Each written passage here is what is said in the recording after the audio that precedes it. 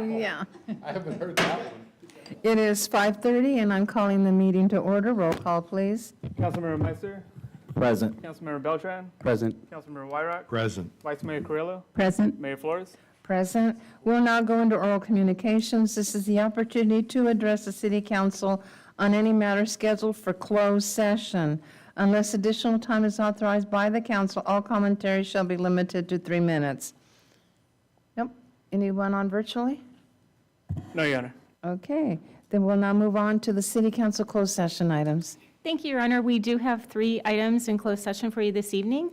The first is pursuant to Government Code Section 54956.95, liability claim. Claimant Victoria Grayson, agency claimed against City of Porterville.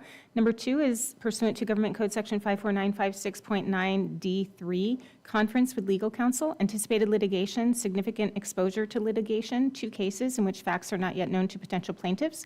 And 3 is pursuant to Government Code Section 54956.9D4, conference with legal counsel, anticipated litigation, initiation of litigation, 2 cases. Thank you. It is 5:31. We will now go into closed session.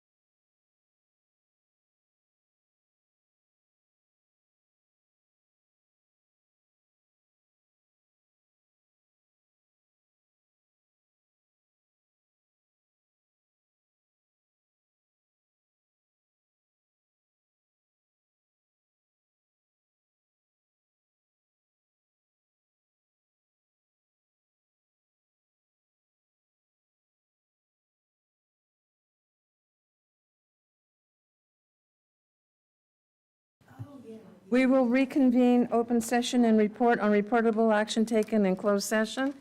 Thank you, Mayor. On claim item 1, closed session, claim by Victoria Grayson, on a motion by Councilmember Wyrock and seconded by Councilmember Meister, and a 5-0 vote. That claim was denied. Thank you. Thank you. And please stand and join me for the Pledge of Allegiance led by Councilmember Beltran.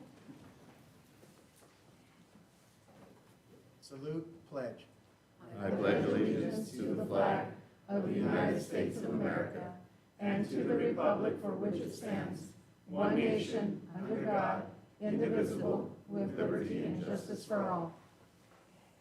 Is there anyone that would like to come in and do an invocation?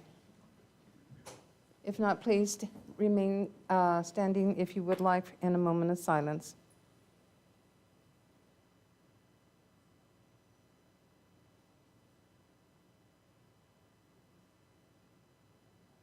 Thank you. You may be seated.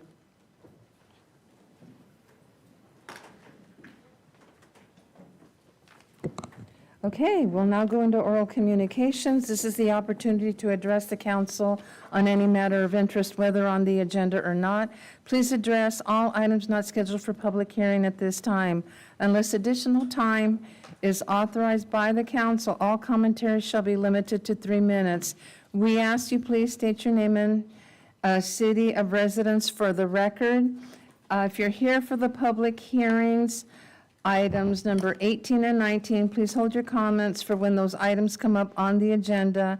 You will be given the opportunity to speak at that time, and we will continue to adhere to the 3 minutes per speaker so that the city council, in an orderly fashion, can proceed with their decision-making responsibilities.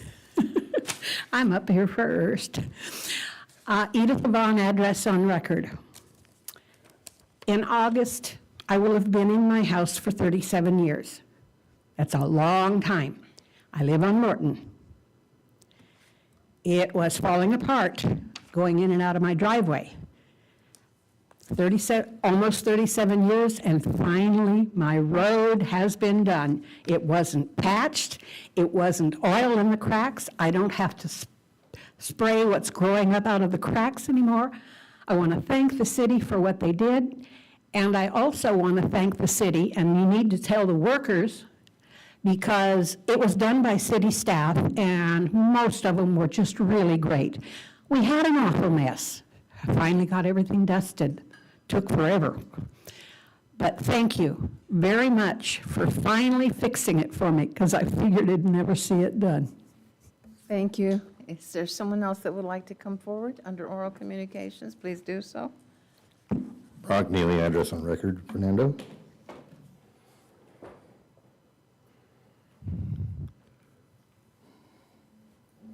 What you're receiving are documents in response to one of the other matters statements made last meeting. If somebody would use their head for something other than a hat rack and fill it with knowledge and do research, you'd find out that Easter fell on National Trans Visibility Day. It was established in 2009. What you said was very offensive to a large number of people. You also have a fact sheet from the White House on Trans Visibility Day, the last 4 presidential proclamations, as well as a statement from the president on the death of Nex Benedict, who was killed in a bathroom in Oklahoma for being trans, because the school district would not provide a safe restroom for Nex. The other thing you received is also a Gleason School Climate Report with the most current data they have available, which was 2021, as well as a study by the Williams Institute on public attitudes towards the use of religious beliefs to discriminate against LGBT people. This is not a theocracy. We all have a right to be here. We all have the right to have freedom and the pursuit of happiness, contrary to what you espouse with your anti-Christian hate, because Christians don't talk the way you do. Thank you. Thank you. Is there anyone else that would like to come forward? Oral communications, please do so now.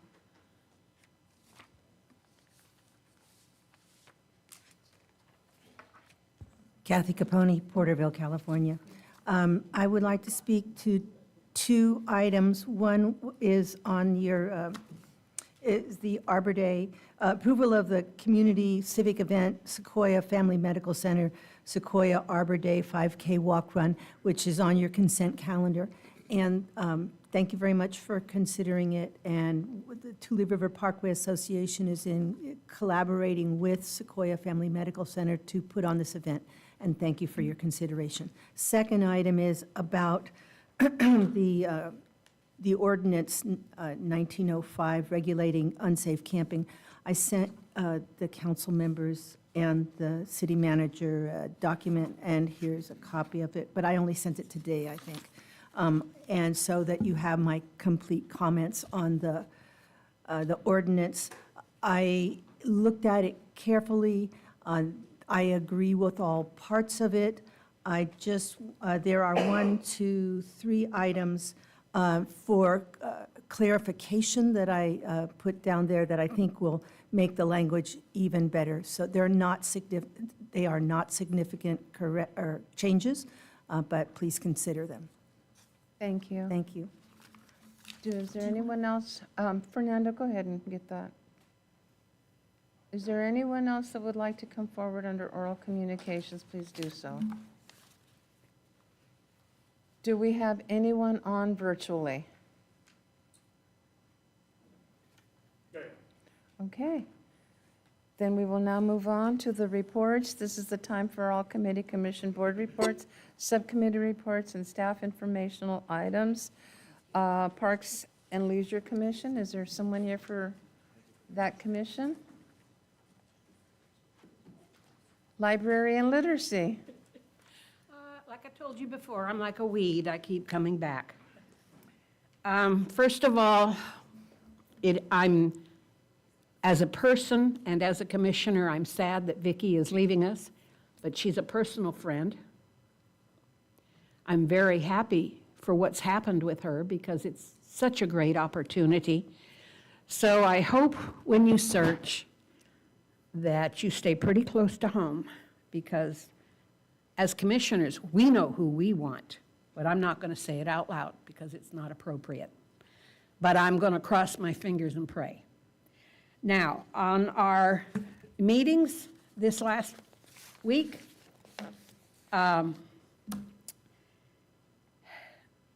the conference that is coming up has, oh gosh, when is it? I've forgotten.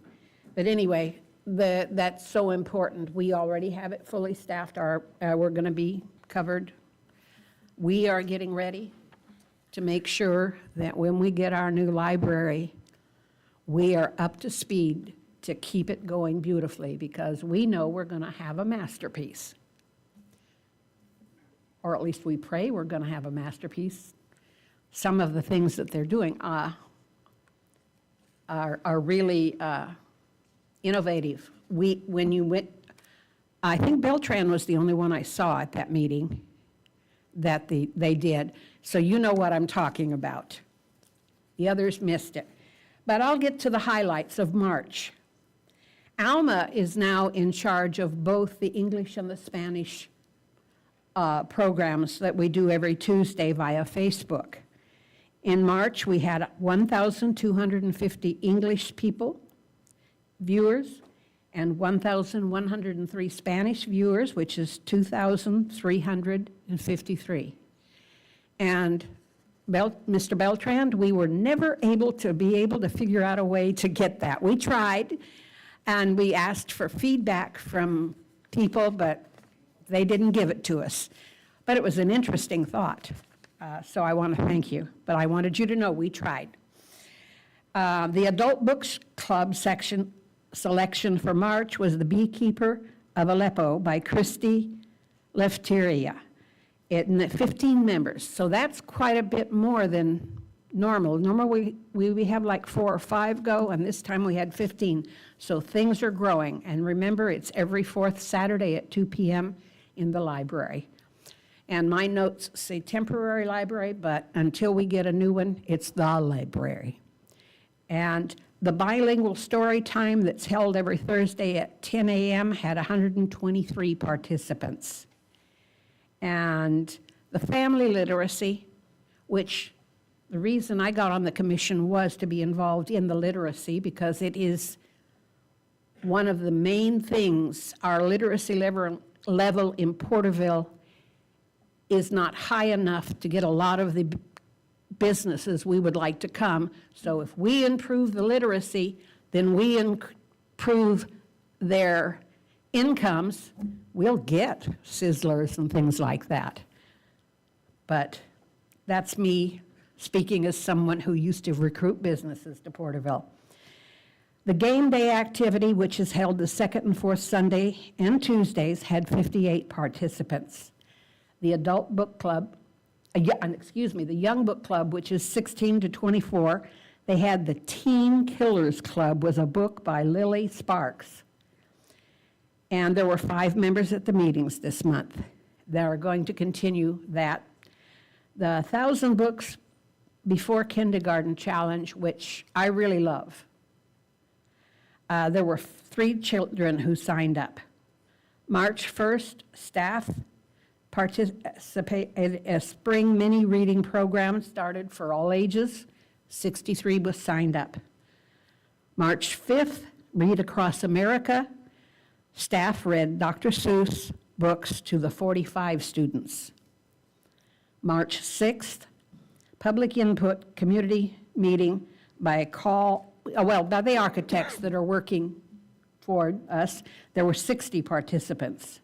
March 7th, it was Get Started with Porterville College, representatives and information, those kind of things, to encourage people to go to our college. March 12th, Bellevue Family Literacy Night. And staff was there, and they did this, they play the spin the wheel, and you win a prize, and there were 62 participants for that. March 14th, the Central California Legal Services Housing Division had someone at the library so that people could easily access and get information. The 18th through the 22nd, the crafts that we have. There were 150 participants. And a job resource fair at John J. Doyle Elementary School on March 26th. There were 126. Now, like I said, literacy.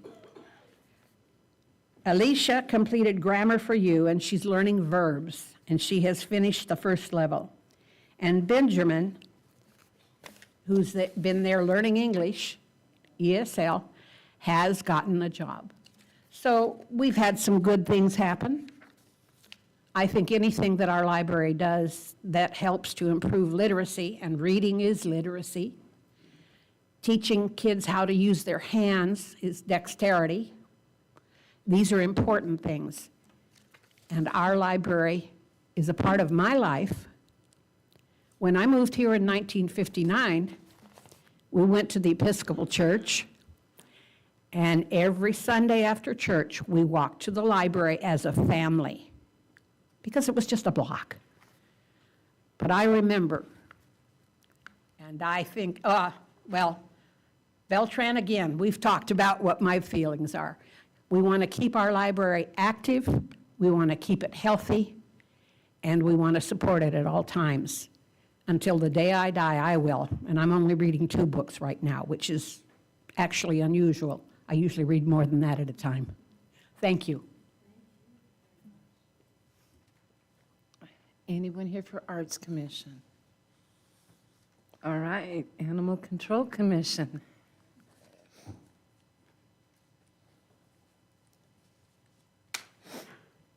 Hi, good evening, everybody. I hope you can, okay. I have to adjust it. We had a meeting last Thursday, and it went really well. We actually had 2 people who showed up in the audience, so that was great. They did have a couple of concerns that they did discuss, which was actually well answered by Captain. and he did a great job. And also, we approved the minutes and all that. I also want to just really quickly say that I know it's Dispatcher Week, appreciation. It's also National Animal Control Officer Appreciation Week. So just want to remind everybody about that. Okay. They do a great job. Also, myself personally, because I like to make a visit to the shelter once in a while, just see how everything's going, how it's doing. And I met 2 of the new officers that the police department recently hired, and they're great. I just want to say it's a top-notch staff. Whoever had anything to do with the hiring did a heck of a job. So I wanted to make sure that was clear, and that was, it's just my opinion, but I'm sure all the committee members agreed. But everything's actually going well. We are looking forward to the new shelter being almost done, and that's exciting. It's been a long time coming, so we're really happy about that. And I'm sure we'll do a tour before it even opens, so we can get a little quick, sneak peek of everything.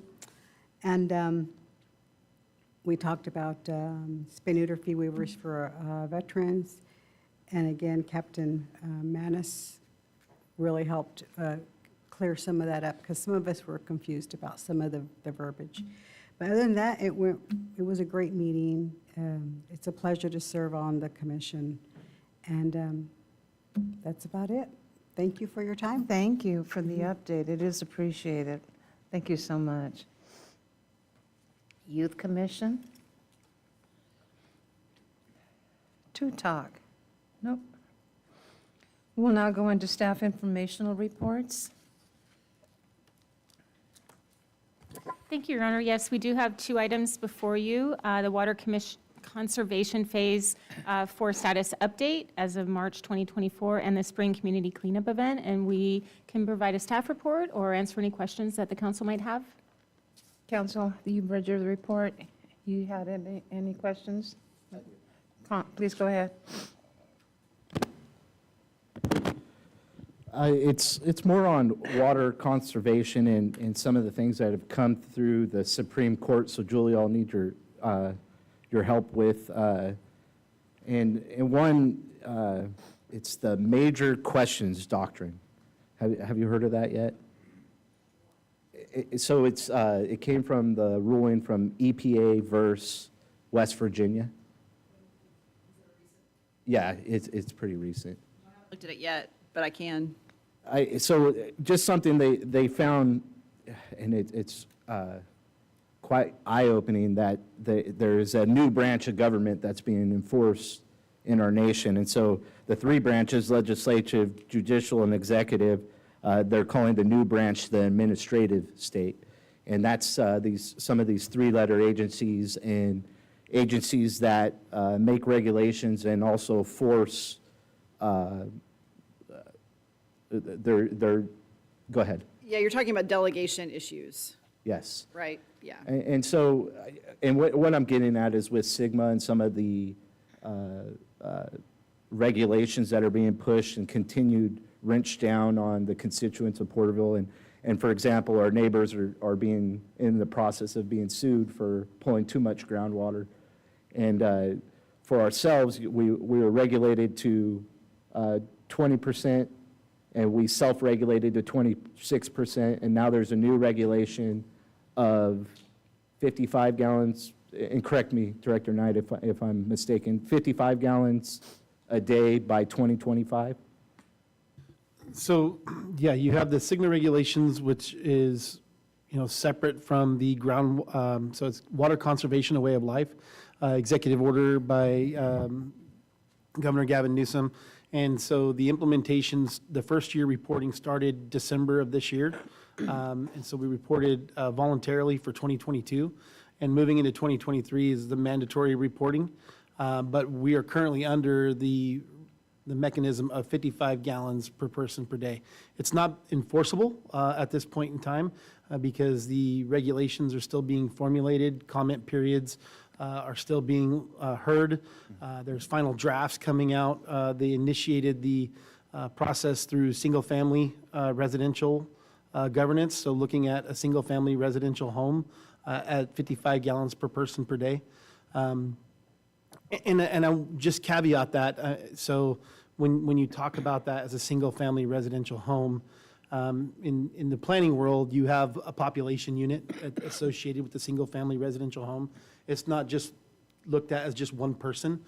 So in most of our planning documents, it's referenced as a population unit of 4.36 in previous documents. So when you look at that, that's about 230 gallons, 239 gallons roughly a day when you put the cumulative total together. So when we talk about a residential home, I don't want the conception to be that a house only gets 55 gallons per day. So No, so, it's per capita, Yeah, right? per capita. So as you work through those details, it'll wrench down, but the rulemaking is still being processed. So originally it came out and it was going to go down to 42 gallons per person per day. But was that by 2030 or? It was 2030, 2030 timeline. But it was going to progressively work down to that. And they have since backed off of that under comments. So Okay. we really don't have a final ruling yet. So I don't want to comment too much until we get those details.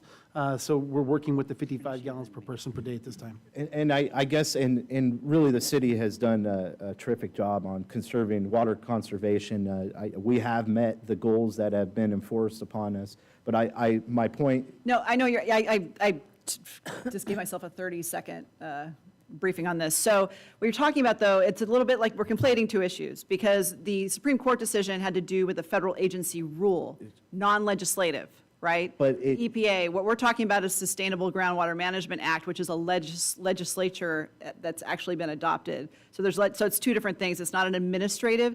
Now, if there are rules that go beyond what the act says, that's now we're talking about something where you could have the major questions doctrine potentially, and that's enter the what issue. I know they referred to the Federalist reports, and so they're Yeah, but it's referring back to with the EPA. Constitution. So the EPA is an agency, and they implemented rules, and I'm sure they purportedly did those with some kind of authorization, but the Supreme Court basically held it went too far, because they were basically, by virtue of a rule, really getting into some major policy shifts with regard to the coal industry. Yes. And they said it was well beyond what would be allowed, right? You would need legislative authority to do that. So, essentially. there's a lot of information, I just don't know, it's attorney talk, right?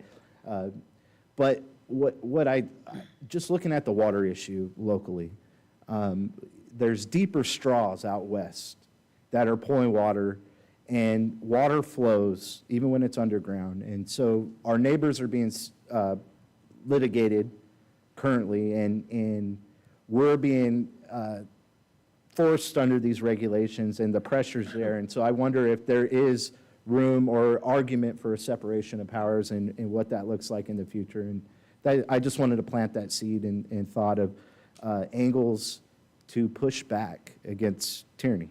So that's what I have. Okay, all right, Councilmember.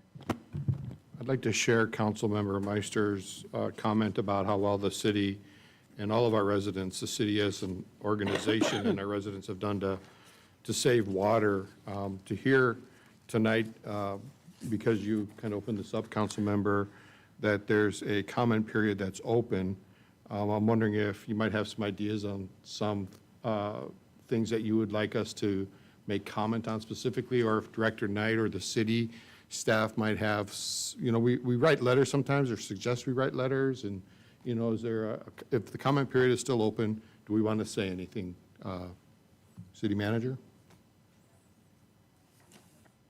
I can confirm on those details. So those discussions have been had at the League of Cities. We've had a work group meeting with the League of Cities. So up and down the valley, a number of agencies participating in group discussions. I'll confirm on the timeline of closure. I know there was 2 public comment periods that had been opened, and I believe they had closed already, but the result back from the state has not occurred. And there was a meeting scheduled to talk about that. I just don't recall the date. It may have just passed this last week, but I'll confirm and get those details back with you. And if the opportunity is open, work with the city manager to council members and let you know if there's availability still to provide any additional comment. Just for clarification, so I know today they were doing the hearing, right? So they did close it? They closed the hearing at the end and basically said they were done with public comment, or? Didn't participate in that Okay. meeting today, so I'll have to look into those details. Okay. Yeah. All right. And then kind of related to that, on other topics that may affect us that are coming down the pipe from Sacramento, I know there's a lot of clearinghouses where that information's available.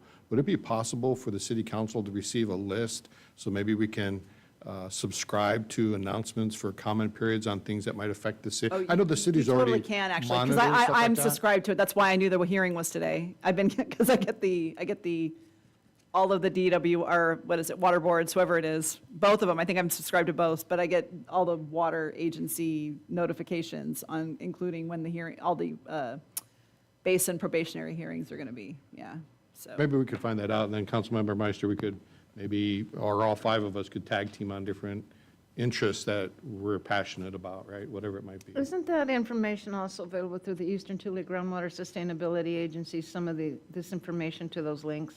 Some of that is It rates available. to the water? Yeah. And then also League of Cities provides a email that links to some of those hot topics. Thank you, Mayor. That's what I was about to say. On a more comprehensive Correct. perspective, yes, the League of California Cities is a great resource. And then they have, I want to say twice a year, they have legislative briefings where you could either go in person or they have webinars where they talk about pending legislation.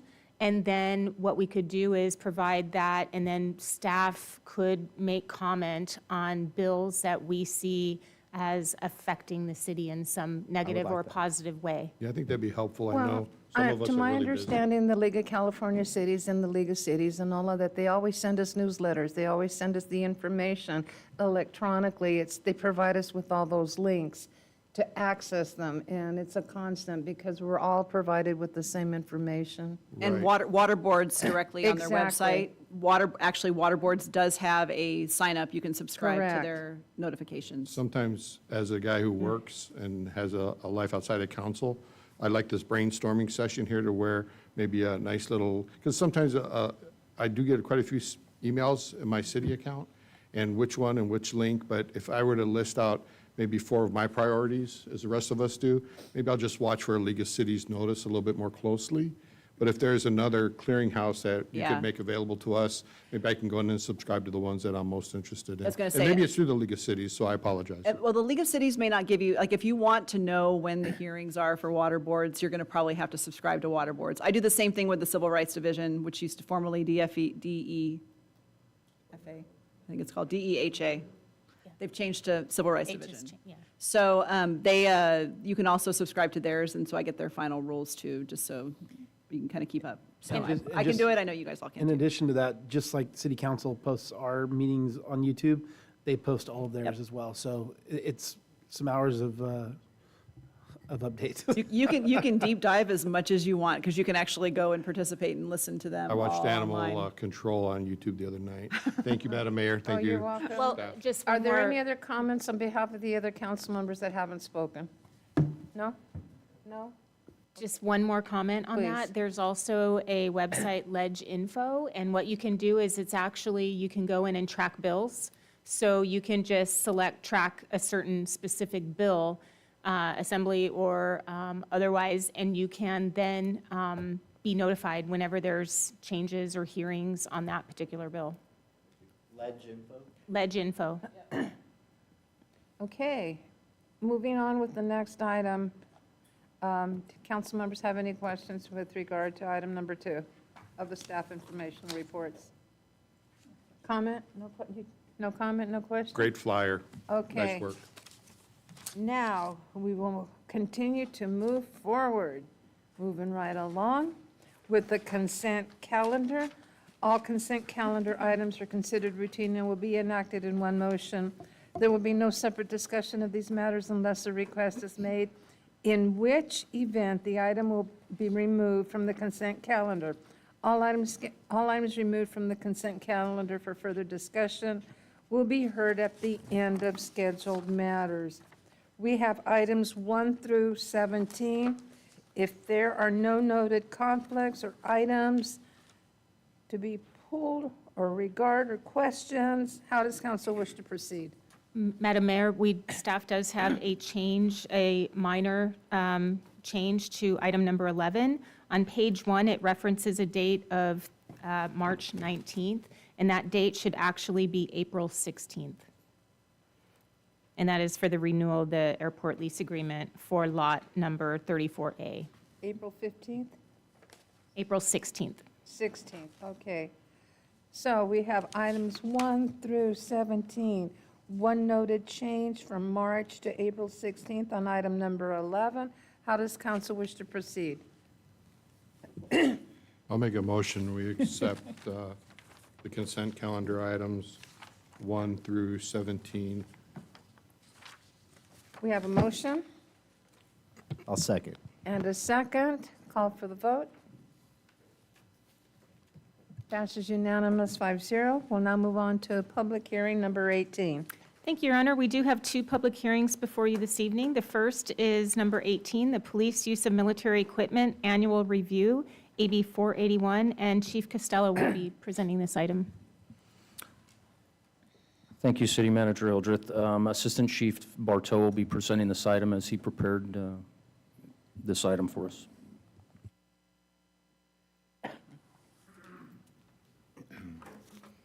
Good evening, Madam Mayor, members of council, staff.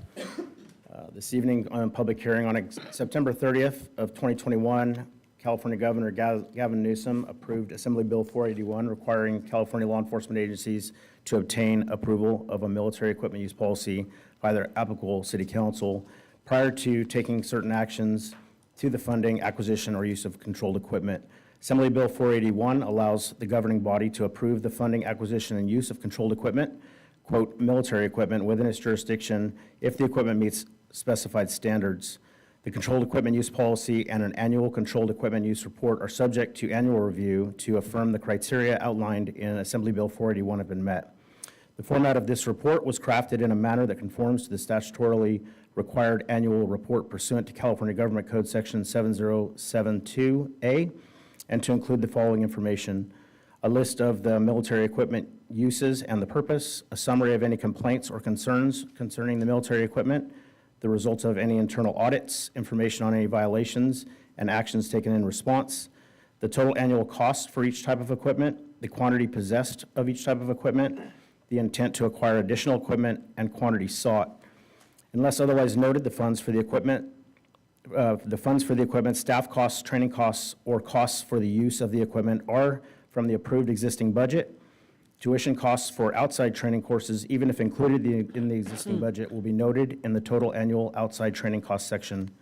The Porterville Police Department recognizes the public's ongoing interest in how controlled equipment is used to protect our community and is committed to maintaining our community's trust in providing professional and responsive police services. As such, the Porterville Police Department has authored the following comprehensive attached annual controlled equipment use report to remain transparent with our community and in accordance with annual reporting requirements as set forth by applicable California law. I'm available for any questions. Thank you. Okay. We will go ahead and open up the public hearing. It is 7:15. We will open up the public hearing. Is there anyone that would like to come forth to this item? No? Do we have anyone on virtually? No, Your Honor. Thank you. We'll close the public hearing. It is 7:15. How does council wish to proceed? Do you have any questions, any concerns to this one item? If there are no questions, how does council wish to proceed? Well, I do have a question. Okay.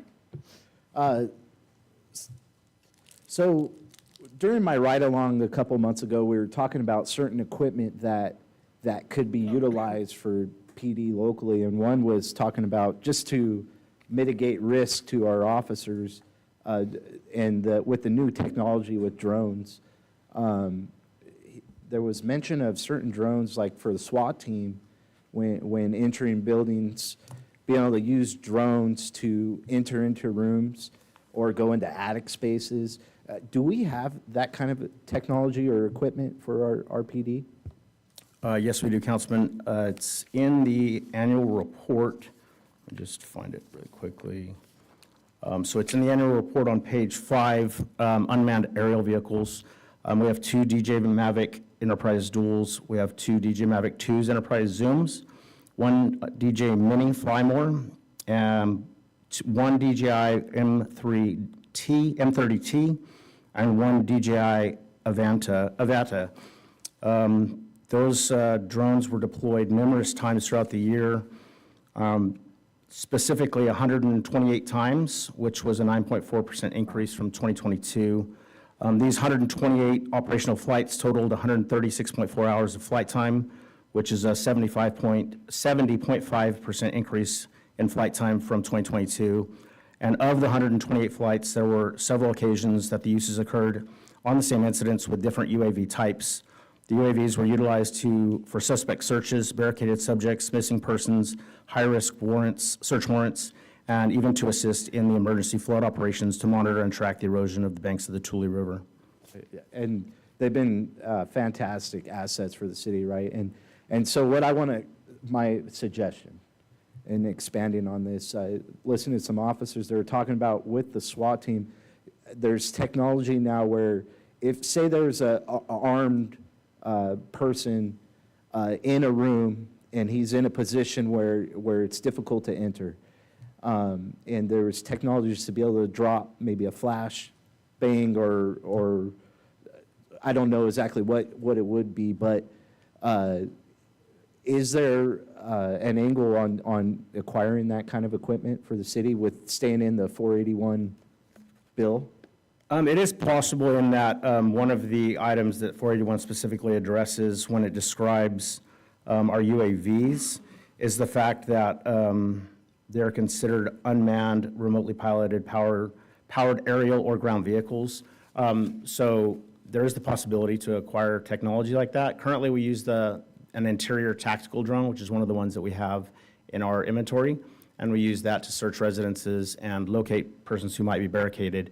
And at that point, the tactical team makes their decisions on how to Go deploy forward. further. I guess what I'm trying to get at is I want to get the tools that are needed to keep our officers safe to the fullest extent in that matter. And so that's my opinion on it. It was just something that was brought up, technology that's kind of new to the scene, and if it's something that our SWAT team could utilize, I'd like to see it. So there's other technology that we have that doesn't fall under 41 and it's not listed. There's other items that we use to check for either down victims or in attic crawl spaces that we can use, similar to the fire department's thermal imaging systems, that we can actually see heat sources through walls and through attics. That it doesn't fall under 41, but we do have some additional technology that our officers and our SWAT team uses. One of the things that I just want to reiterate is the drones, they're under 41 in our policy. They're not weaponized. They're for surveillance. The tactical drone that the assistant chief is talking about is specifically designed for interior flights for tactical operations to send it to areas that would not be safe for our operators or canines or any of these small condensed spaces. So getting a tactical drone, is that a violation of state law? No. Okay. Well, it's when I say tactical drone, it has special technology within the drone. So if you're flying it with inside a very small condensed area and it hits an object and flips down, it has certain technology inside the drone, turtle mode or whatever you want to call it. It's able to flip itself back over and continue with the operation. Obviously, it doesn't open doors, but we also have robot technology that assists us with that. So there are two separate categories, Councilman. There's unmanned, remotely piloted, powered aerial or ground vehicles, which would be our drones that we own currently in our inventory, or the robot that we actually have as well. And then there is a Category 6, which is weaponized aircraft or vessels of any kind. But it's also included in 481. Yeah, and my point is I just want you guys to be equipped. We are the most heavily armed nation in the world, and we have let mental illness go to the side, right? We're not addressing it like we should, and so there are moments where anything can happen, and I want to make sure our officers are protected to the fullest extent. So thank you guys for your time. Thank you for that. I just want to make comment that public safety has been strongly supported in all the years through date, and it's always been a priority to make sure that you're protected while you're protecting our city, and it's a given, so it's an understanding. And when I remember saying, oh yeah, what policies do you have? I think it's a never-ending book. So they're constantly updated, and I'm going to ask council how they wish to proceed to this regard. Yeah, if there's no, I'm just reading the 4 there, if there's no, we're not opting to modify or rescind, and we will, I guess, my motion is to affirm ordinance number 1892. Thank you. We have a motion on the table I'll second. and a second. No further discussion. Call for the vote. Passes unanimous, 5-0. Now we'll move on to the next public hearing, number 19. Yes, thank you, Your Honor. The second public hearing this evening is the Community Development Block Grant 2024-25 Action Plan, and Acting Director Calderon will be presenting this item. Thank you. Good evening, everyone. The U.S. Department of Housing and Urban Development requires all community development block grant entitlement cities, which we are one, to prepare a 3- or 5-year consolidated plan. So Porterville's 2020 5-year consolidated plan was adopted back in 2020, and subsequently that was submitted and approved by HUD. So in 2024, this 2024-25 action plan reflects the 5th-year investment of that plan. And so the action plans are required to be submitted to HUD 45 days prior to the start of the program year. So that's July 1st.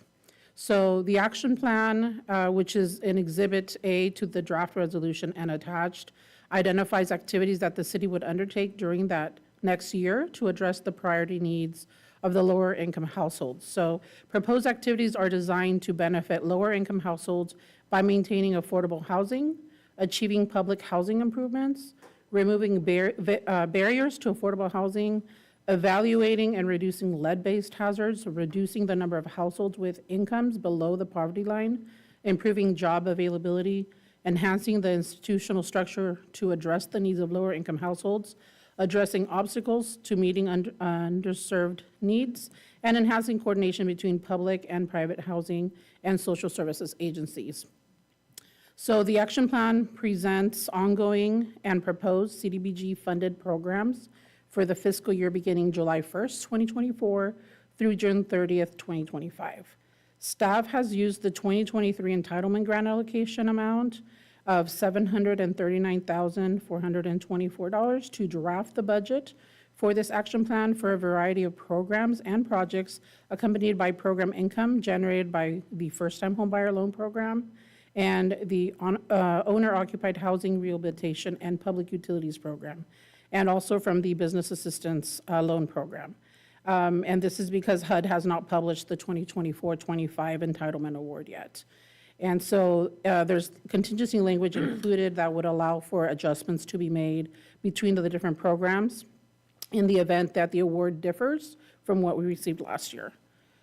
So on February 15, 2024, the first community meeting was held to bring recommendations and comments from the community before the CDBG Citizens Advisory and Housing Opportunity Committee. And on February 29th, 2024, the committee held its first public hearing to consider the proposed projects for the 24-25 action plan. The committee unanimously recommended approval of the proposed action plan, and public notices were then published in English and Spanish for the aforementioned public hearing. And a public notice was also published in both English and Spanish announcing the 30-day comment period and review period, which ends tonight. And no written comments were received as of for the public review as of the writing of the staff report. However, today we did receive a public comment in support of the draft document. And also any discussions that take place during the meetings are included in the draft 2024-25 action plan under AP 05 section summary of public comments. And also there is a table included in the staff report which has the overview of the entitlement funding allocation as recommended by the committee on February 29th. And so that's for administration, there's navigation center operations, there's outreach for the homeless, case management for permanent supportive housing, link services, then there's some first-time homebuyer and education and loan programs, housing rehabilitation loan program, parks improvements, business assistance loan program, and fair housing program, all totaling this estimate of $739,428. Like I mentioned before, is an estimate based on what we expect to receive. So the recommendation is that City Council hold a public hearing and consider adopting the draft resolution approving the 2024-25 action plan, and then subsequently, if approved, directs staff to submit this action plan to HUD. Thank you so much for your report. With that being said, it is 7:27. I'm going to open up the public hearing. Is there anyone that would like to come forth and speak to this item?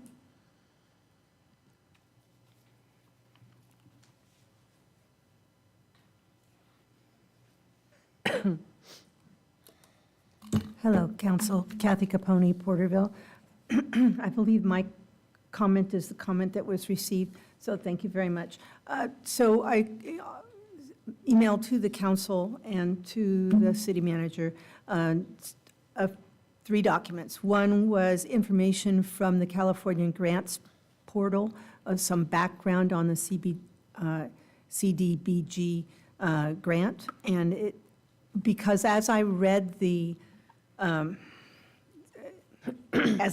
action plan, I was disheartened at how much is being spent directly on low-income housing and services to the homeless. So I decided I need to look back and see what the grant intends to be used for. So in looking at the page I sent you, the wording is directly from the grant portal. The highlighting is mine. So what I highlighted under purpose was to improve the lives of low and moderate income residents through the creation and expansion of community and economic development opportunities in support of livable communities. So I thought that was some slightly different take than the wording of our action plan and the background to the action plan, in that it's low and moderate income residents, and it's part of this is to support livable communities. And going down under the description, I highlighted to provide decent housing and suitable living environment through the expanding economic opportunities, principally for people of low and moderate income. So suitable living environment, I think, is another important avenue of understanding for me on the CDBG action plan, because in looking at where the money, so the amount of money that is provided within the CDBG is quite limited with what is expected of goals within the CBDG. That amount of money just can't meet those needs. And so I looked at what the money was spent on and what percentages were spent on different things. So and this is not exact, but about 20% of this grant is spent on administration, 30% on parks.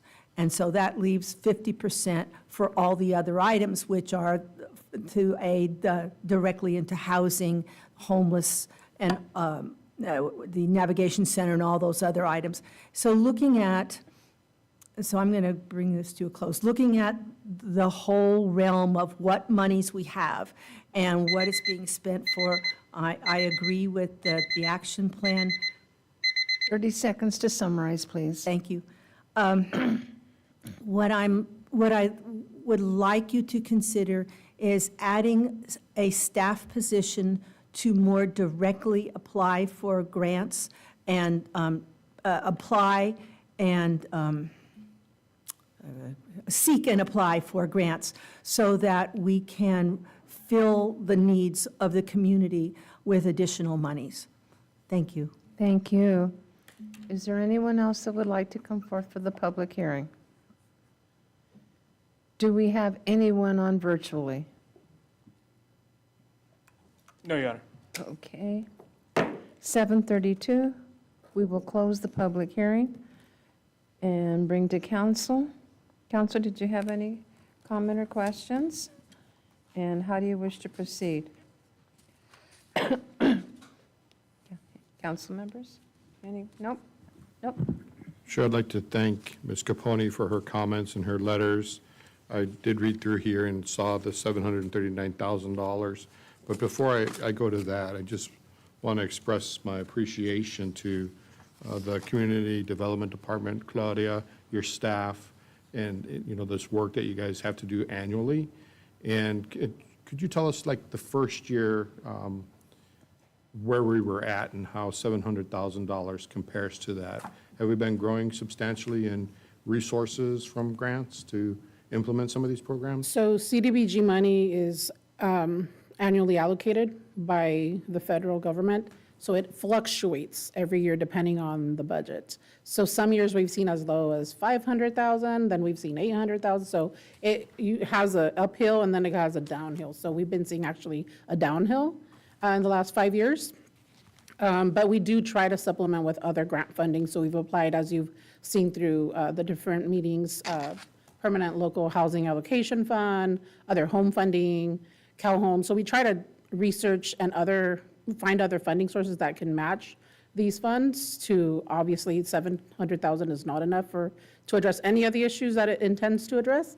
But, we just try to do what we can with it and find other sources to match and make more robust programs. Yeah, no, thank you. And I did talk with staff today about somebody who, through no fault of their own, suffers domestic violence. They might have children, and they might start at the Navigation Center, but there's other resources funded with other funds to help them get through and transition through that moment in time, with even help from police services and others, correct? Correct. Yeah, the city doesn't fund a DV program per se, but we do have community organizations. So Miss Mary Culver here, Executive Director of the Family Crisis Center, is here tonight. And she does that. They do receive other funding to supplement their DV funding so that they have, extend their funds as well. So they are a recipient of one of the CDBG grants. So we support them that way. Love our partners, right, Yeah, in the community. absolutely. Very appreciative. And your department and the CDBG Citizens Advisory and Housing Opportunity Committee do a lot of work for free behind the scenes to help pull all this together. So please be sure to thank them for us on behalf of the council. Will do. We actually have Luisa that worked on this action plan here, so. Thank you. Any Nothing other else, Mayor. comments? Thank you. Any other comments? I think it's wonderful information, and this is something that I look forward to seeing every year on the agenda, because it's a lot of work. I'm going to make the motion that we adopt the draft resolution approving the 24-25 action plan and direct staff to submit the action plan to HUD. I'll second. There was hesitation on behalf of the other three. No further comment, call for the vote. Passes unanimous 5-0. Thank you very much. We'll now move on to scheduled matters. Thank you, Your Honor. We do have a second reading before you this evening. That is the second reading of Second ordinance. reading, I apologize. That's okay. The ordinance number 1905, which is an ordinance repealing Article 7 of Chapter 18, Sections 18 through 76 through, 18-76 through 18-83 of the Porterville Municipal Code and replacing it with Chapter 18, Article 7, which regulates unsafe and unauthorized camping and storage of personal property, protection of critical infrastructure, and mitigation of harm to the public's health, safety, and welfare. That was given first reading on April 2nd, 2024, and has been printed. Staff's recommendation this evening is that the City Council give second reading by title only to ordinance number 1905, waive further reading, and adopt said ordinance. Thank you so much for that. Does council wish to proceed? Any comments? Okay, go ahead. If there's no comments, I'd like to make a motion to give second reading to ordinance number 1905 and waive further reading and adopt said ordinance. By title only. By title only. I second. Motion second, no further discussion? Call for the vote. Passes unanimous, 5-0.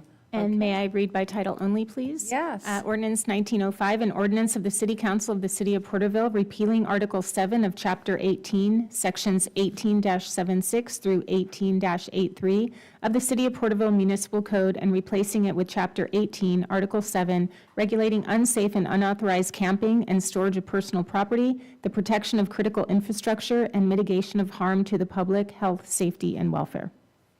Thank you. All right, now we'll move on to the scheduled matter. Thank you, Your Honor. We do have one scheduled matter before you this evening, and that is the authorization to apply and receive financing for the consolidation of Hope School water system. And Assistant City Manager Knight will present this item. Thank you, Ms. Hildreth, Mayor, and members of council. The staff report before you tonight, the city has been in an active communication in support of evaluation, the consolidation of Hope Elementary School water system. I apologize for all the conditions and communications and all that. It was a little bit tongue twister there. Hope Elementary School water system received a compliance order issued by the State Water Resources Control Board, Division of Drinking Water, for supplying water with nitrate concentrations that exceed the maximum contaminant level of 10 milligrams per liter. The problem began back in 2007 when sampling results of the only well for service tested high nitrate concentrations. Hope Elementary School supplies water to approximately 275 students and staff through a single source, documenting nitrate contamination for over the past 16 years. Nitrate concentrations have exceeded the maximum contaminant level. The state of California allows for potable drinking water systems. The school is currently on a bottled water program with the county to provide the school as a temporary potable source supply. The consolidation analysis, which was attached to the staff report, has been completed in evaluating potential consolidation options. The primary option that was discussed was a full consolidation, and in those options, it defined a number of routes to give a looped service. And the loop service to that system would provide a improved water quality, circulation, and fire flow condition.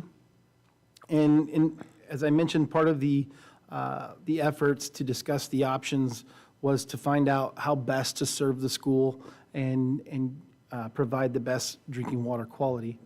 So it's currently been identified as going down Indiana from city limits at about Scranton, and then to extend about 1.25 miles to Hope School, and then extend due west to Newcomb.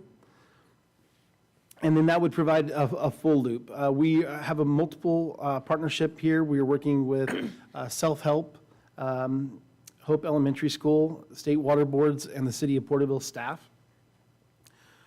And the next steps would be for tonight's staff report is for council to approve authorization as recommended to authorizing the application for funding with the State Water Resource Control Board to consolidate the Hope Elementary School water system into the City of Porterville's water distribution system. Adopt the draft resolution authorizing the mayor or designee, the Public Works Director, to apply for and receive financing from the California State Water Resource Control Board for the planning, design, and construction of the Hope Elementary School water system consolidation project. And authorize the mayor or designate the Public Works Director to execute the funding agreement with the State Water Resource Control Board and any other necessary documents to effect the transaction, and direct the city attorney as general counsel to provide a legal opinion letter in regard to the proposed project once a funding agreement is received. The state is really trying to work hard. As you can see, it's been a long-term impact to the school and services to get this resolved. As soon as we were able to work through the final details, made sure to get it here to council. They've been working at risk to put plans together. There are approximately 30% plans in design currently to evaluate the plans in the engineering document attached to the staff report. Happy to answer any questions council may have. Thank you very much for the report. This has been a work in progress. It's been a conversation for quite some time, and I'm going to ask council members if they have any questions. Councilmember Beltran? I had one. I was brought up to speed on Monday about this project, and everything looks great. My only question is, where's the county in on this? Is the county offering any funding sources or assistance through any, since this is technically their boundaries? They are providing bottled drinking water, is what I've been told. The Office of Emergency Services through that? Okay. I just didn't know it being in the county. I'm like, we're the lead agency on this because we're the municipality who has that resource. But I just was like, does the county ever kind of offer funding sources or assistance with writing the grants because it's not technically in our jurisdiction? And just as we've discussed, there's no other source supply to connect to. Right. And the reality is, other source supplies in the area are contaminated as well with high nitrates. So the county doesn't have an option other than to support the operation of the school, and that's what they're doing with the bottled water program. And then the state is actively coordinating the consolidation with the city for municipal services water. Okay, and I guess that's what this is authorizing you guys to continue that effort. I guess I'm just thinking about the east side situation of Porterville and going like, okay, the county drug its feet a lot on spearheading that until the state stepped in, and it just was another opportunity for the county, but I guess their hands are tied too because they don't have other sources other than the bottled water. I didn't know if there was funding sources that they could also help, because it's a small, they don't even have a water district, it's just a well, I guess. So there's no other shareholders or anybody else with them because there's no adjacent users of it, I guess, so. The state will fully fund this, though, correct? Yeah, absolutely. Yeah, I apologize. I didn't. So just to make it clear, that's the other reason why they're not involved. So typically with consolidations, it's completely done as between the state and the system that's consolidating the smaller system that needs the help. So this is a par for the course. This is the standard practice at this point. Okay, that's what I was curious. I was like, how much are we funding versus, I knew the state was going to help, but I was like, is it 90%? No, this is 100% 75%? financed Okay. by the state. And I apologize if I didn't put that out there. It is 100% financed by water boards. So we've actually taken the legal position now more aggressively than we had been in the past with these required consolidations, basically, in a lot of cases. I don't know if this one's required, but I think this may be more of a voluntary one, right? Currently, it's voluntary, yes. This one's voluntary, but when we've had the mandated consolidations, we've taken the position that we can't contribute funding because the city cannot have its water customers, it's a violation of Proposition 218 to have its water customers subsidize the cost of other services. It's just not allowed by law.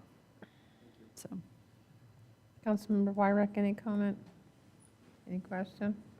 Well, I got an answer to one, that Okay. there's more groundwater contaminated in that area than just this one school.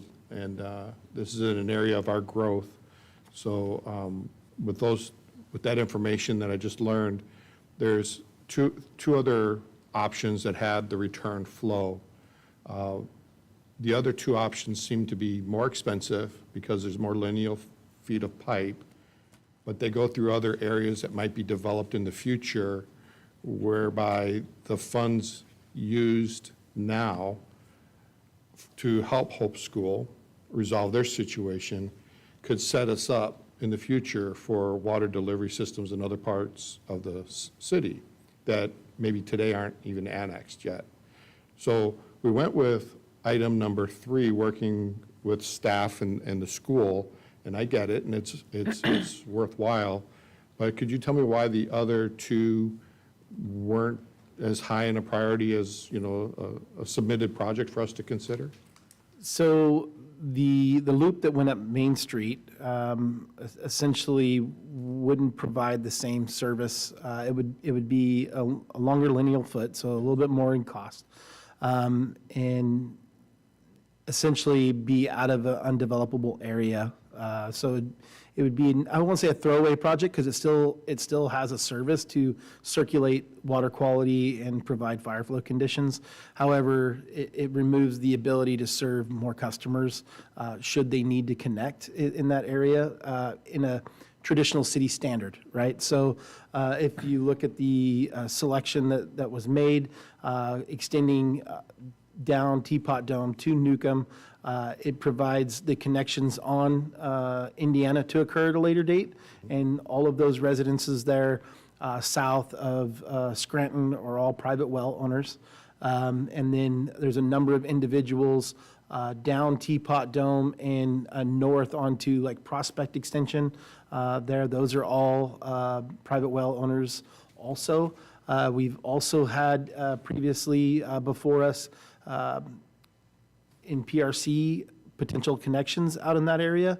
For one reason or another, they moved forward with drilling another well at the time, but this would give us the opportunity to serve those individuals and ensure they have compliant drinking water in the future, and additional fire flows to the industrial area to the west and south of the city.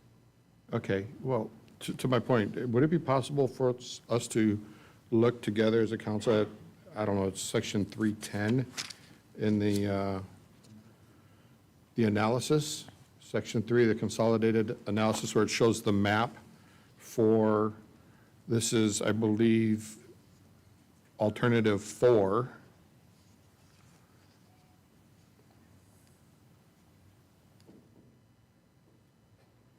Nice job with the hyperlinks there. So just, you get quite a few pages down in this report. Does it have a hyperlink on the table of contents there? Yeah, keep scrolling down till you see 3-10, your 1-3. When you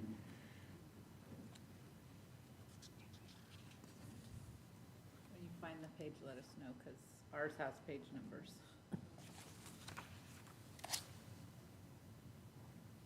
Keep going, you'll see like a map, a big square gray area on a page. You said 3-10? That's the section in the consolidated analysis. Read the map of. Getting close, keep getting close, keep going, right around there somewhere. Down. The first map I see is on page 580. The next one is 581. Then there's 585. So now we're getting 587. close. Keep going. Right there. Let's go back. So this one here That's is, the one I'm on, 587. this is the one, Director Knight, that we're, pardon me, Assistant City Manager Knight, that we're moving forward with in the recommendation? Is that 589? I apologize. That's down in Indiana. Yeah. So there's a little bit better picture on page 589. So if you just, I right see. there. There we go. So that's the selection that Water Board staff and engineering staff has kind of settled in on. Oh, Water Board staff also settled in on Yeah. this? Okay. I guess And that clearly then it's- identifies the areas we were talking about there on Crawford and Hemlock. And you can see the Prospect extension there. Yeah, could you scroll down a couple more pages to another map that looks kind of like that, maybe 2 pages? So here we've got an alternative route, and I was just curious on the development to the left of Main Street and the development of the right side of Main Street. And if we had a main put in now that would service a school district and service in the future by putting in some Ts at strategic locations, maybe we could tie in and it wouldn't be so much of a direct expense, not that I'm asking the state to pay for our future development.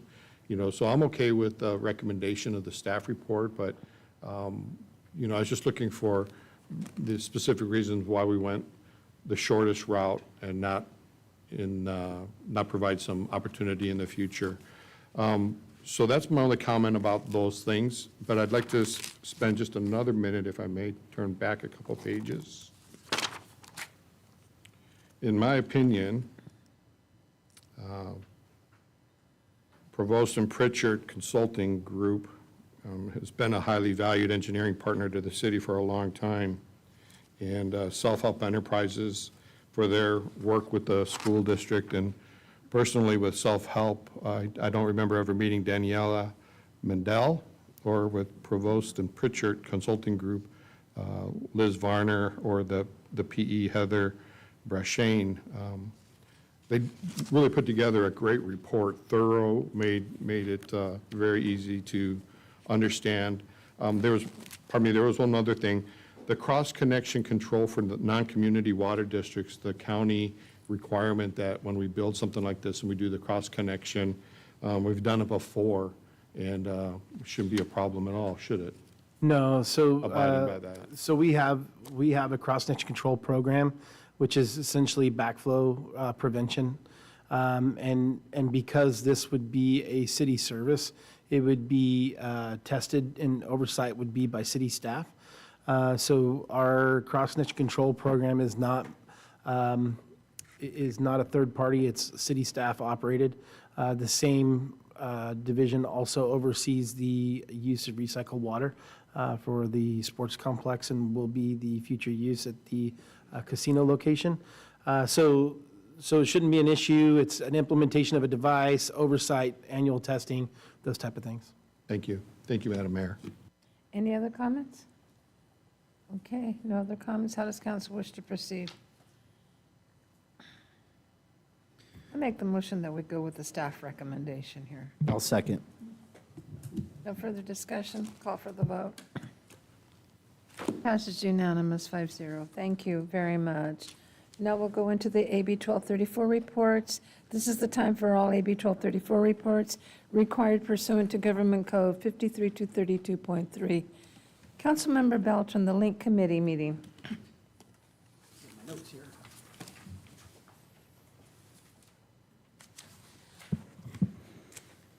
All right, the Link Committee met on April 3rd at 3 PM across the road. There was a brief introduction and welcome by the new chair, Denise Marchant. Went around, introduced ourselves and the agencies we represented. There were no minutes to approve. A brief budget review was given. There was an additional of 2 checks totaling $500 added to the budget, which bring that total to $5,725.98. There was a update from the Porterville Navigation Center. Currently, there's 11 emergency beds occupied and 15 bridge beds occupied. As of this report, there were no intakes at that time due to COVID restrictions because there were, I believe, 30 residents that had tested positive for COVID, and that them being more kind of the vulnerable, I guess considering their health and situation, they didn't have any more intakes at that time. I'm not updated if that is still any restrictions. So that's why there's a few beds that were open at that time. They were also pending approval for 5 into housing and 2 into outside area shelter housing. There was a Links Services Subcommittee meeting update. That subcommittee reviewed the last year's goals, which were showers and restrooms at the Navigation Center, open up to the non-residents, medical services at the Navigation Center, barbers for haircuts, the coat drive, drive-through dinner fundraiser, art supplies, and signs for tables showing which services were being offered. All these were met or at least are in the process of completing, which was really remarkable considering those that had been on the committee for some time. Thought that was great accomplishments for the Link Committee. Going into our 2024-2025 goals, they were law services such as protective orders and helping people with family court and other legal issues that some of them may have. Education services like either the college or the Porterville Adult School to help those continue or complete their education. Work projects such as woodworking or maybe bike repair. Also focus groups to get feedback and help build relationships and give a voice to those that we are trying to serve. So those are the goals for this upcoming year. In other matters, the committee approved $400 towards signage for the front area of the navigation center. They will be communicating with Kingsview as well as city staff on what's allowed.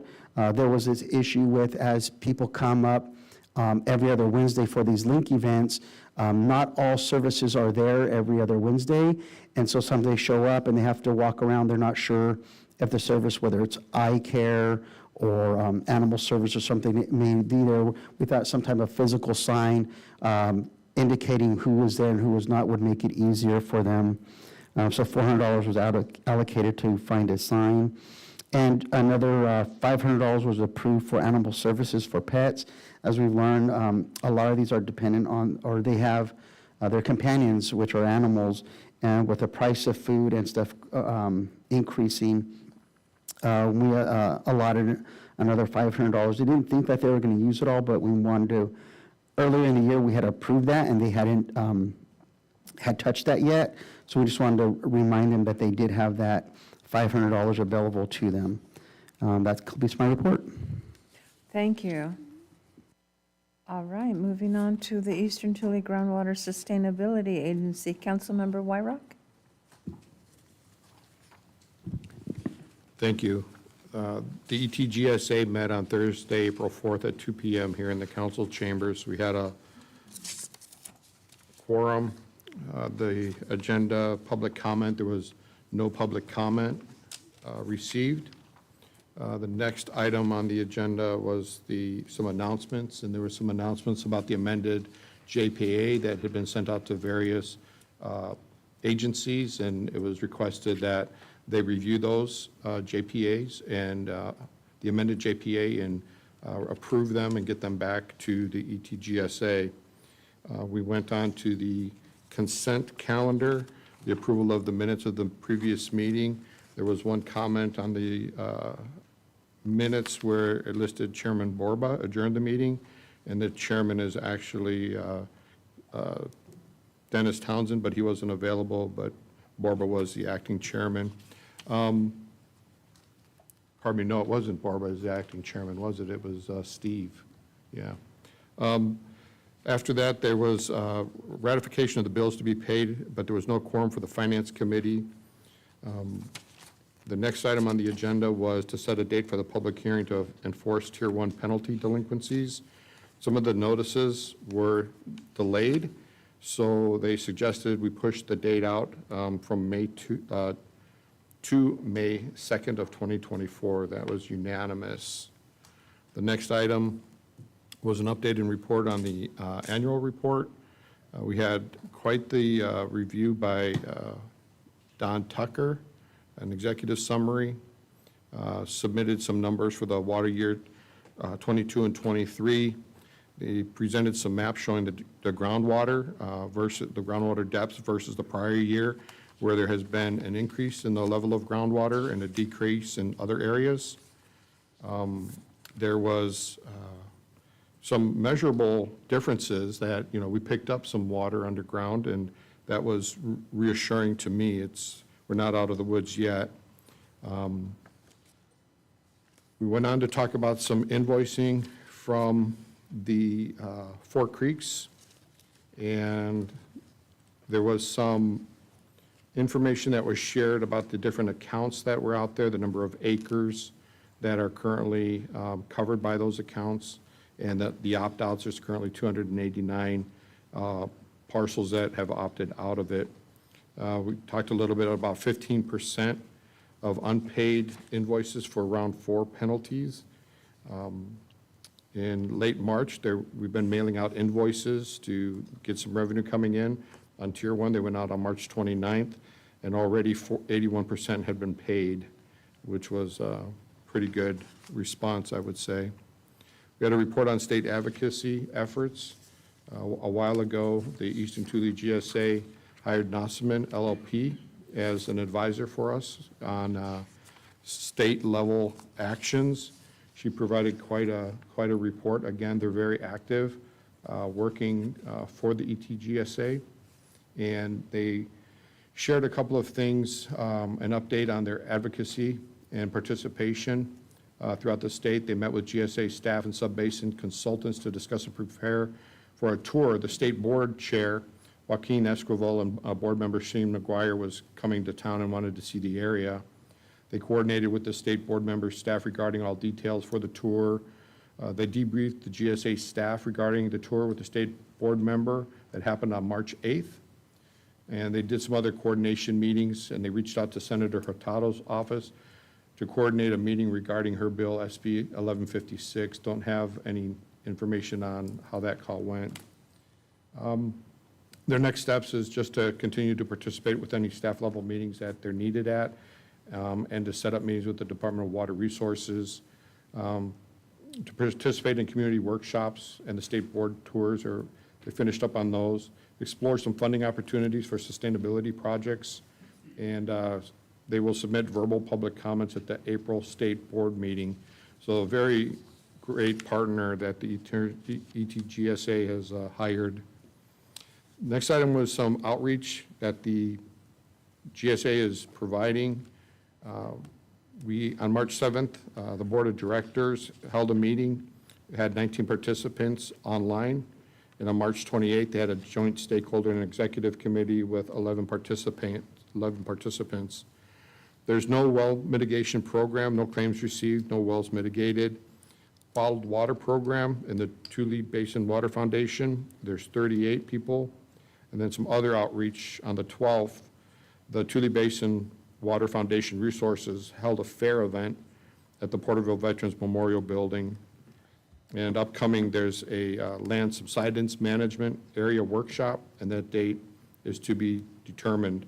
And also, our general manager, Rogelio, reported to the Breakfast Rotary Club on the status of the agency and how they're working hard to comply with state directives and the probationary positioning that we're trying to postpone and stay out of. A couple other items of interest. The 10th amended rules and regulations of the Eastern Tule Groundwater Sustainability Agency were submitted with a few changes that were talked about, a couple of pages worth that were added. They're available on the website. And I'd like to ask Director Knight, Assistant City Manager Knight, if he has any other comments. He was in attendance at the meeting that he'd like to share. No additional comments on the meeting, but just to add to the reference on the workshop meeting. So the State Water Resource Control Board had a public workshop. 4 of the board members were present for that meeting, and it was in discussion of the probationary status of the GSA. So there was a lengthy staff report that was provided by water boards outlining deficiencies and areas to improve. So I attended that meeting for the GSA, as well as one of the statements identifying some inaccuracies referencing the city's water quality and supply of that water quality. Making a public comment to correct those statements in the staff report, and provided protest to the probationary status for the ETGSA.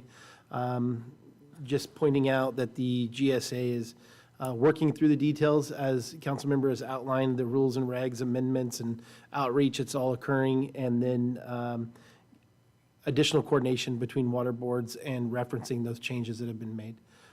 And then following up that next day, so it was on the 8th, that evening for the group meeting, and on the 9th provided a presentation to board members in regards to the coordination of the city of Porterville between the ETGSA, the consolidation efforts that have all been made, the projects that have been implemented, the tertiary treatment project for services to the casino and the sports complex, and future planned projects. So provided that information as well, just to align with sustainability and Sigma report. So thank you.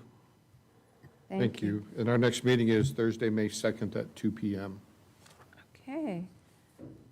Porterville Area Development Authority, is that Councilmember Beltran and Councilmember Wyrock? I'll try. Thank you, Councilman Rorak. PATA met on April 5th here in council chambers at 3 p.m. With Committee President Shine Nieto leading that meeting. There was an oral communication. Newly elected tribal chairwoman Charmaine McDermott introduced herself and wanted to see the local business that PATA handles. Scheduled matters, there were a few. Item 1 was just approval of the draft minutes from November 17th, which were approved. Number 2 was city reimbursement of eligible expenses totaling $1,012,146.06 for construction and consultant costs. That was approved. There was a brief update of the process of commissioning the plant given by Assistant City Manager Knight. There was testing procedures and distribution to the sports complex during the month of April. Then make considerations to transition to also serve the casino. City is putting together the documents and package in regards to operation of recycled water, precautions, and operation procedures to then give to them. Item 3 was, again, city reimbursement of eligible expenses in the amount of $901,689.44 for construction and consultant costs as well. That was approved. 4th was the local road improvements coordination update. This had to do with the city working with an engineering firm for the Westwood realignment.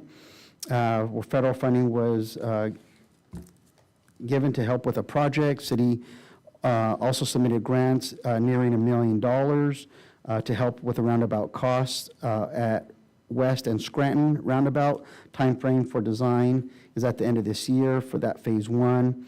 Roundabout at Scranton and Westwood would be the next phase. This total time frame would be 2 to 3 years.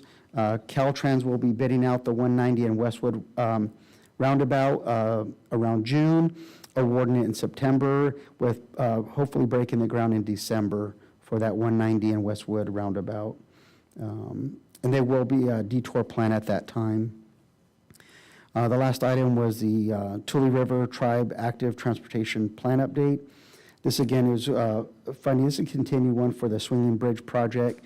TCAT had used some of the funds to finish up the application process, but at the recent TCAG board meeting, they appropriate additional funds for the ATP plan to connect the sports complex, casino, and fairgrounds to provide connectivity for pedestrians in future project. Any other comments? No. All right, that was it. Thank you. I'm pleased to hear about the ATP projects up at the reservation. You know, it seems like 2 years ago, I was one of them, and TCAG staff, along with former tribal council member William Garfield and former chairman, we crossed the Swinging Bridge, and we did it once, we did it twice, and all of us went all the way around the reservation to listen to their needs and to their projects, to have them submitted with TCAG. And then again with the floods, the bridge is gone. You know, that was something that had been there forever, and that was a means of people actually crossing to get to their point of destination, to catch their school buses, to be able to go. So there's a lot of history to that, but thank you. It pleases me that that is moving forward, and good to hear. The Tulare County Water Commission, there's nothing to report because the meeting was canceled. Tulare County Association of Governments, I'm actually going to bring that back, but I'm going to highlight 2 things that I feel are important. In the reorganization of the TCAG chair and the vice chair, this is the first time in all the years that an actual city official has been named as the chair of TCAG, and it's Mayor Rudy Mendoza. He's given a lot to, 16 years he's been on that TCAG board. So with that being said, and then the vice chair, Supervisor Townsend. So the roles flipped in order. And there's only one thing I'm going to bring to the table. The city of Porterville, there was one item that the city of Porterville did ask to be pulled, and it had to do with LTF claims. We were in a group with Dinuba, Exeter, Farmersville, Lindsay, Tulare, Woodlake, and the county and the transit agency. However, there were some discrepancies to Porterville. All the items got approved. We're carrying over Porterville to next month because we still had some questions. Otherwise, that's all I'm going to report, and I'll bring back the rest of the meeting information. Moving right along, Tulare County Regional Transit Agency, council member? The meeting is postponed, and they will be sending out a date for later this month shortly. Thank you.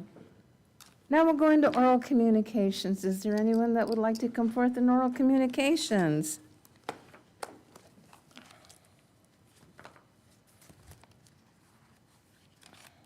Kathy Capone, Porterville. I serve as the City of Porterville's representative to the Measure R Citizens Oversight Committee. And I wanted to let you know that we attend meetings quarterly. We have meetings quarterly. I attended the March 11th meeting. We normally get a very thorough review of all of the projects going on in all the different jurisdictions, and provided both verbally and in written form. This meeting was abbreviated, but on May 13th, we're going to have a day-long tour of various projects throughout the county. So I'm looking forward to a bus tour of our whole county and different transportation-related projects. And if any council member, wants to communicate with me about the Citizens Oversight Committee, I'm available. Thank you. Is there anyone else who would like to come up for oral communications? Do we have anyone on virtually? No, Your Honor. Okay, moving right along. Other matters, Councilmember Beltran. I'll make it brief. Thank you, Porterville PD and City, for the bike rodeo, which was a week ago. I don't know, seems like a long time. I drove by before the event had started, so I don't know how the overall participation and stuff, but I had seen it on social media. I've heard about it in the community. People were excited, so I hope the turnout was great. It was a great setup, great location. Let's see. Just a comment on the CDBG study that was done in earlier this year, the park study. I attended both of those sessions here, hoping, seeing community members active in these, and, the city staff did a great job promoting it and trying to encourage people to come. I was just curious if in future studies like this, if there's availability to do this at another location, whether it's at a high school or somewhere, because I was really disappointed by the public participation. I was hoping to shake hands and say hi to people, and I think I wrote down 176 responses for the CDBG study, which is, it's better than zero, but I just didn't know if we have done that in the past, of maybe trying to, and when we know things are happening, being at a public event, National Night Out or something, I know we can't help when these studies happen sometimes, but just some other ways to get the community involved. I thought having it on social media and people could just click through, because I did it and it took me like 2 minutes, that more people would respond. So I know our efforts are there, but just looking at other ways to get more involvement in those studies. Great seeing the road repairs around town. It creates a little bit of a headache, but I'm enjoying the smooth ride I'm having so far. on Friday, there was a police chase that came from Kern County, I believe, into our community. And it was pretty scary seeing people posting about it. And I was listening on the scanner because I couldn't stop hearing sirens. And my heart went out for all those on a Friday evening, picking up their kids from school or going home at the end of their day, looking forward to the weekend. And a lot of people, weekends were ruined. Thankfully, no major injuries. But just from, a knucklehead out there thinking that they could just create havoc in our community. And just want to thank the officers out there responding, fire, medical rescue, heard them coordinating with the Kern County helicopter. That was, I love listening to this, and I don't know if you want everybody listening to the scanners, but just the coordination of public safety, because I heard at points it was unsafe, so law enforcement backed off and it was being monitored from the air. And I just thought, it wasn't a matter of get this guy at all costs. It was public safety first. And so I just want to applaud first responders for all that effort. It was on my way to go get my son from after school. So as I'm listening, I'm trying to avoid the area. But just some of those people couldn't avoid it because they weren't aware. But just thank you for PD's response and all the rest. One last thing was, it was brought to my attention, and somebody I know's child was caught with drugs at school. It was a nominal amount, but still. So we had a conversation, but what was really troubling for me, and why I bring it up, is that law enforcement wasn't contacted. And this wasn't it wasn't a large amount, but it was an amount. And it's sad to hear when you read studies and reports, sometimes you don't get all the right numbers. And I'm just thinking, I sit on the cannabis committee, and I wonder how much that affects our community. It was here before we had dispensaries, so I'm not blaming them at all. But, when I hear reports of what school I want to send my kid to, what the administrators, superintendents, or the board are doing in our local schools, it really frustrates me when I'm aware that not everything's being reported because they like the optics of we don't have a drug problem, or we don't have suspensions, because the schools care more about that money and having that kid there than making sure it's a safe campus. So much for that zero tolerance. So I just wanted to voice my frustration with that, and it saddens me that these reports and these numbers is more of an optic than actual health of that student, that family, and the rest of the students that go to school there. So thank you. Thank you. Councilmember Wyrock?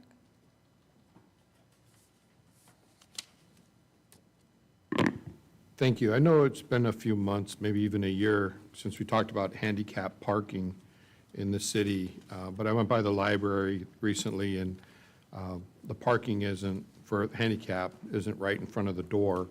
And there's a few grocery stores that don't have handicap parking right in front of the entrances, or right by the entrances to those places. And we heard here that it's a property owner's requirement to meet ADA requirements, and it's up to them to comply. And we've heard just now about how some school districts may not report certain things to keep their stats good, and that's a school district, and they can do their own thing. But is there anything we can do regarding handicap parking for future development to where we mandate within the ADA regulations that the building owner is supposed to abide by, that they don't put them more than so many feet away from a building entrance, and that they have to put them closer to a building entrance? I'm just curious if there's anything that we might be able to do related to that. I am going to defer to our ADA expert, Javier Sanchez. However, I don't know if we could we be more restrictive than what's required? Well, so to answer that question, the parking lot itself is code compliant, but obviously it's maybe not the most convenient. Whenever there's shared parking for several businesses in a type of setting like this, the code requires a minimum amount, and then that they just be distributed proportionally so that they're not all clustered together on one, and then one business gets a benefit where the one on the opposite side is left out. So they're kind of sprinkled out throughout the area. So again, the building, the number of accessible stalls is there, but they're not distributed as much as some folks would like. And to answer the question as far as what we can do, so under our jurisdiction, we're not to police these things. That's something left to the ADA, the federal government, and the Department of Justice specifically. And what we do is we look at things whenever permits are submitted. And then that's when we take action to find out whether items are compliant or not. Yeah. So if they are compliant, but they're over here, and people in our departments here think that maybe they know that a council member would like them to be over here by the entrance, and you made that request of the developer, can they say, thanks, but we're not going to consider it? Just like a school may say, So thanks, I but think we're not under- going to consider a sound wall, or? I think under our current development, could we probably just have it consistent with whatever is required by law? You could probably look at potentially making legislative changes to add more than what's required, because generally we do have that ability. We don't have to, we'd have to look into it more. We'd have to make sure that it's not a full preemption issue, but generally speaking, we do have the ability to add more, accessible spots in other places if we, but again, we'd have to really look at how to do that. And it would be at the permit stage. It would be at the approval stage. It's not, I don't think operationally we can necessarily do that once they're approved. But if we, for newer or for new, projects, we might be able to look at changes in standards. But we'd have to be careful how we do that, right? Because, and Javier's right, there are times where it's going to be difficult depending on the configuration of a shopping center to make everybody happy, right? And where you have everybody, Councilmember Beltran reminded me that he thought there might be a study going on now kind of about this, so maybe if there's something on a shelf somewhere, we could dust it off and take a look, and, Well, we can also, we have consultants involved right now, so we can also ask them okay. their take on it.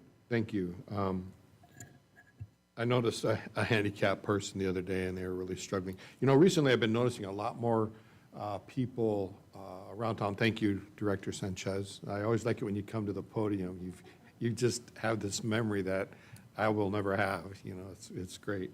I've seen a lot of people out walking around early morning, still covered in their blanket, and at night I see them, I see others, I should say, kind of wrapped in a blanket, carrying a bag or trying to pull something with a dog in it up by the river, and I just wonder where they're going to put their head down. And, I look around the room here, and I get to interact with a lot of people that maybe we made a couple of decisions different than some of the homeless people and some of the people that are struggling to make a living wage out there. But I saw saw two things today that was pretty cool.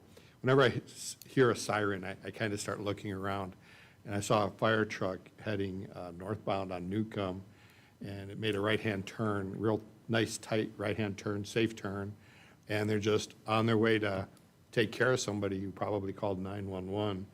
And it could have been somebody that was really struggling differently than we struggle with the drama that we all have in our lives, right? But then today, coming to council, I noticed a couple of police officers taking care of a gentleman who seemed to find comfort sitting in the middle of a crosswalk in the middle of an intersection. And the police, there wasn't sirens blaring and everything else, but they were there with their lights, so I got advance notice that something was going on. I couldn't just go through the intersection in my lane. And as I'm preparing to go through it, I pause a little bit because another car comes and parks on the other side of the gentleman, so they're kind of taking care of him in the sidewalk, making sure he's not going to be hit. And I just appreciate that. And the homeless people and people that struggle, people that'll will make use of our access to funds and programs to help them with their living. Reminded me of an ad I see on TV, Like a Good Neighbor, State Farm is there. But it's kind of like a Good Neighbor, Porterville is there, Hope School District. So it's just an honor to be on the council and to work with staff and all the departments. A lot of good stuff happening here. And we're going to hit some bumps in the road, and we've got a couple underneath of us right now, but we'll get off of them. And I just ask city staff to stay courageous and battle on, right? We're doing the right things. Thank you. Thank you. Councilmember Meister. Well, I just want to thank Councilman Beltran for just sharing his frustrations with some of the reporting that comes from the school, and there's many things like that, and I too feel the frustrations. You know, my daughter, she told me that she's a freshman this year, but there are kids that charge $10 a hit from a vape pen in the bathrooms, and they're making big bucks. And so you really have to question what's going on and what is being reported. And then I could second that Councilmember Wyrock. You know, I was coming to the city for a meeting, and I came across a transient that was crossing the street, and he was slow going, and just happened Porterville PD had passed by, and then he whipped around and came and parked and helped him get across the street to get him out of the hazard way. And so that just is, it just shows the greatness of our local PD and staff in general, and what we do here in Porterville. I want to recognize our fellow community member in recognizing city staff on the road maintenance on Morton. It is fantastic. You guys are doing a great job. That road maintenance is coming along very well. I was really excited to see agenda item number 8 tonight with transit and bringing back local control to the city of Porterville. It's exciting to see a new face, well, old face, but new face today here in the room. And we have one more naked head, so that's exciting. Yes, no, I couldn't do it, but I am truly pleased to have you, and I'm excited to see what Porterville can do with that new local control.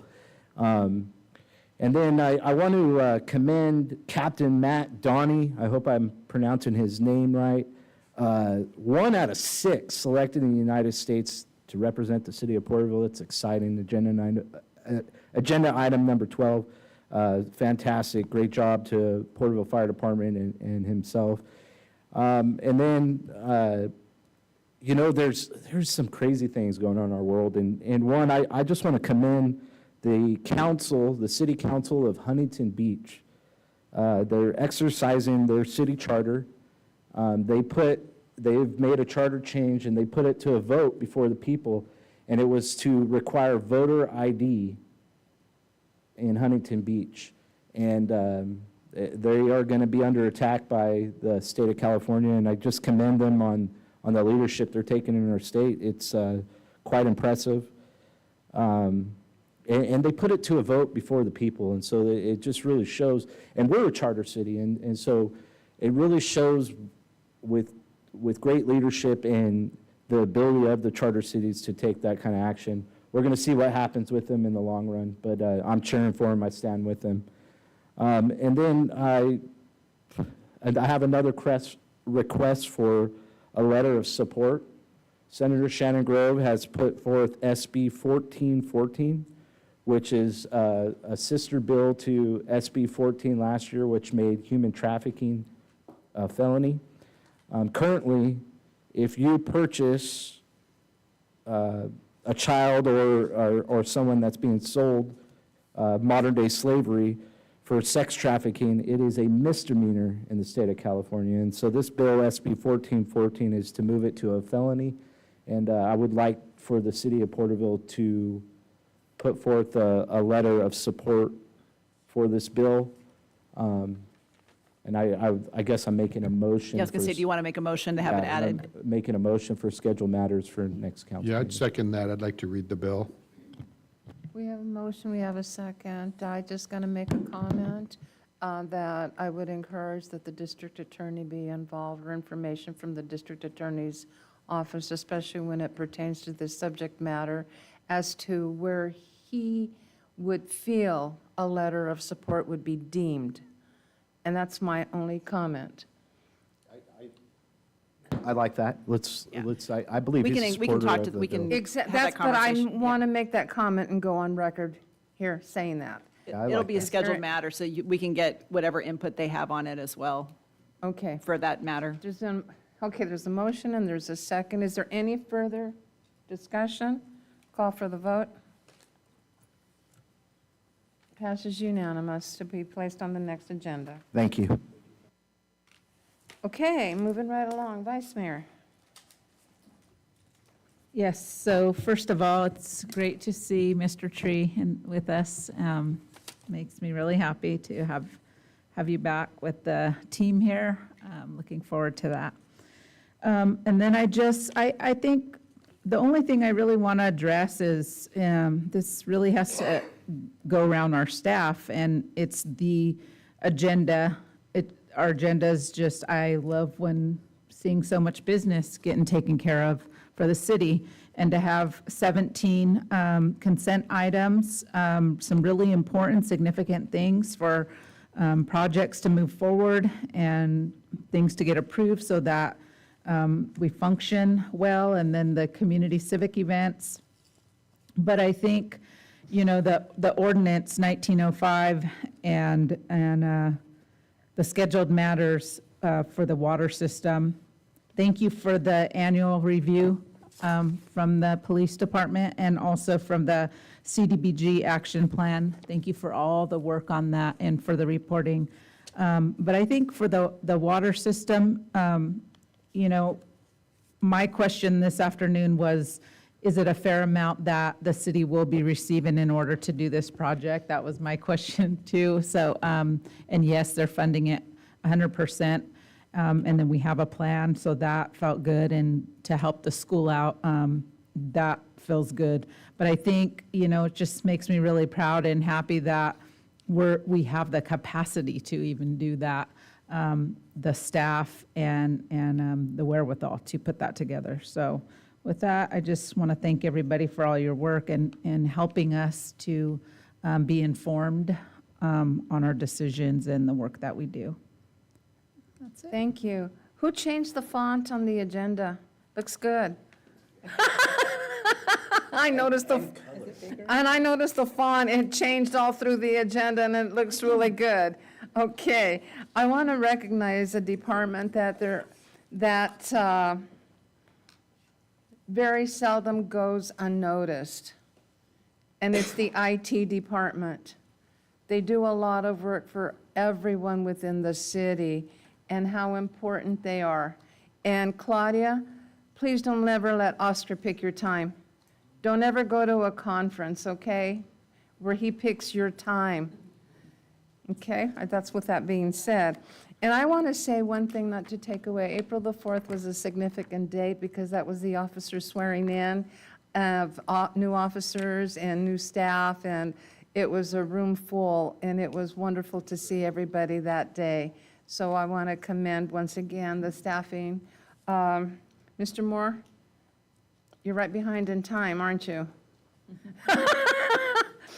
And with that being said, I want to thank Donnie, Javier, welcome back, Mr. Tree, Rich, Yuli, Louisa, Janie, Jason, Claudia, Mr. Knight, Patrice, Julia, Chris Paisani, Chief Costello, and Fernando, for everything that you guys do, and our legal counsel in particular, because we've gone through a lot of obstacles within the last few months, and we're going to continue to move forward with everything that we do. But thank you to each and every one of you and your departments. Thank you. All right. Patrice. Yes, Your Honor, I just have about 7 minutes worth of comments. I was trying to keep it going, okay? That's Just why kidding. I called everybody. No, I just wanted to take an opportunity to officially welcome Transportation Director Richard Tree back to the city. We could not be more pleased to have him back home, and really looking forward to what he is going to bring to the new Transportation Department. with his focus and knowledge, breadth of knowledge on transit, as well as learning the FAA regulations and what he can do out at our airport. So we're really excited. Welcome. Okay. I told you to come back a long time ago. Okay, with that being. It is 8:36. Meeting is adjourned.